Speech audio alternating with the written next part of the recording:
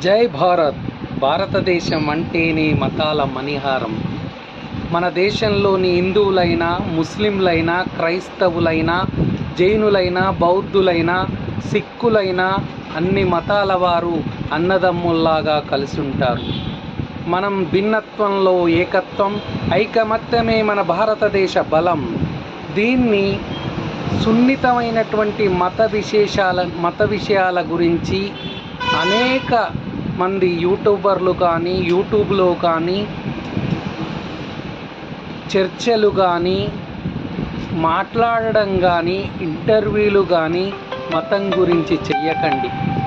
ఈ మతం అనేటువంటి పదం చాలా సున్నితమైంది కాబట్టి మన భారతదేశం చాలా మంచిగా ఉండాలని ఆశించే వారు ఎవరైనా వీటిని నిషేధించండి. జై భారత్.